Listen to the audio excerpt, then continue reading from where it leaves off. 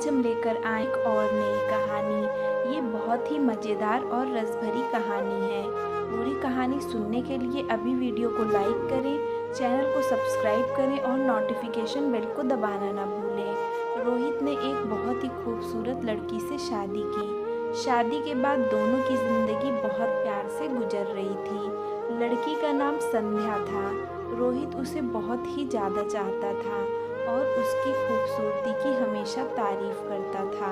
लेकिन कुछ महीनों के बाद संध्या चर्म रोग से ग्रसित हो गई और धीरे धीरे उसकी खूबसूरती जाने लगी। खुद को इस तरह से देख देख कर उसके मन में डर समाने लगा कि यदि वो बदसूरत हो गई तो उसका पति उससे नफरत करने लगेगा और वो उसकी नफरत बर्दाश्त नहीं कर पाएगी। इस बीच एक दिन रोहित को किसी काम से दूसरे शहर जाना पड़ा। काम खत्म करके जब वो वापस लौट रहा था तो उसका एक्सीडेंट हो गया।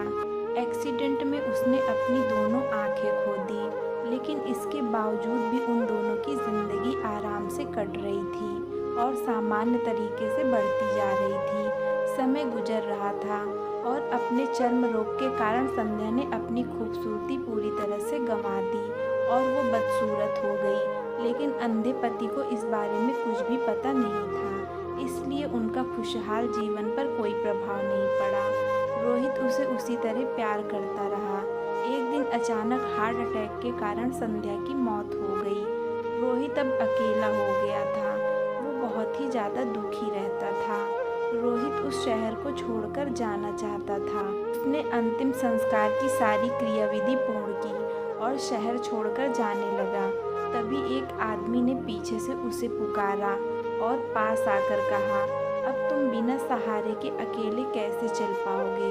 इतने साल तो तुम्हारी पत्नी तुम्हारी मदद किया करती थी। रोहित ने जवाब दिया, मैं अंधा नहीं हूँ, मैं बस अंधा होने का नाटक कर रहा था, क्योंकि यदि मेरी पत्नी को पता चल जाता कि मैं उसकी बदसूरती देख सकता हूँ तो ये उसके रोग से ज़्यादा दर्द देता। इसलिए मैंने इतने सालों से अंधे होने का नाटक किया। संध्या बहुत अच्छी पत्नी थी, मैं उसे बस खुश रखना चाहता था। दोस्तों, इस कहानी से हमें सीख मिलती है कि खुश रहने के लिए हमें भी एक दूसरों की कमियों के प्रति आंखें बंद कर लेनी चाहिए और उन कमियों को नज़रअंदाज करके अच्छाइयों पर ध्यान देना चाहिए। ऐसा करने से हमारा जीवन हमेशा खुशहाल रहेगा। दोस्तों, कहानी अच्छी लगी हो तो शेयर करें।